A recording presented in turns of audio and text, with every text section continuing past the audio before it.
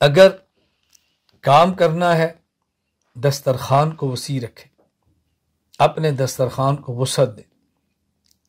دسترخوان کی برکت سے بہت علوم پھیلیں گے، آنے والے کے کرام، آنے والے کی خدمت، آنے والے کے لیے اپنے دسترخوان کو بچھانا، خدمت و اکرام کرنا، دسترخوان کا بہت اہتمام کریں۔ یہ مزاج نبوت ہے۔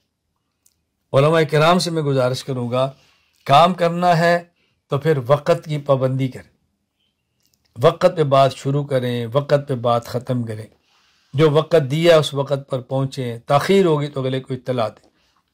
میں کہیں جاتا ہوں، کبھی آپ کا مجھ سے واسطہ پڑا تو آپ اس بات کو خود اپنی آنکھوں سے دیکھیں گے۔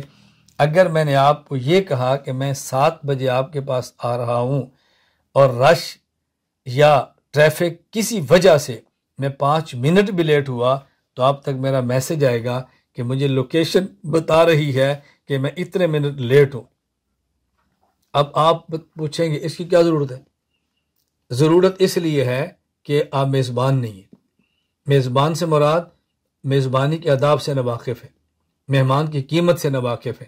جو انسان میزبانی کے آداب سے واقف ہو اور اس کے مہمان کی قیمت ہو تو جو وقت مہمان بتائے گا نا آنے کا، وہ اس کی تیاری کرے گا۔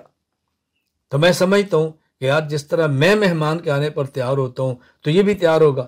ممکن ہے میں نے 3 بجے کہا اور میں 3 بجے نہ پہنچا، ہو سکتا ہے اس نے گھر والوں کو بتا دیا ہو، اس نے اپنے بیٹے کو بتا دیا ہو دروازہ کھلا رکھنا، ممکن ہے اس کا کوئی اور عذر ہو اور اس نے انتظامات کیے ہوں، تو جب میں نے بتا دیا 5 منٹ لیٹ ہوں، وہ گھر والوں کو بتایا کہ خیر بیٹا تھوڑی دیر بعد جانا، ابھی کوئی مسئلہ نہیں، چلے میں جلدی وضو کر لیتا ہوں۔ کبھی ایسے ہوتا ہے جس کے آپ جا رہے ہیں وہ خود گھر باہر سے آتا ہے، اس نے تقاضا کرنا ہوتا ہے، اس نے وضو تازہ کرنا ہوتا ہے، جب پتہ ہے کہ آپ 3 بجے آ رہے ہیں تو وہ کھڑا ہے کہ ایسا نہ ہو کہ میں بیت الخلاء میں ہوں اور مہمان آ جائے۔ جب آپ کا میسج چلا گیا میں 5 منٹ لیٹ ہوں، ہو گیا کہ چلو اچھا میں ذرا 5 منٹ تیاری کر لیتا، مجھے موقع مل گیا۔ اب بتائیں کتنا فائدہ ہوا؟ یہ تو میں ایک فائدہ بتا رہا ہوں، وقت کی پابندی کریں۔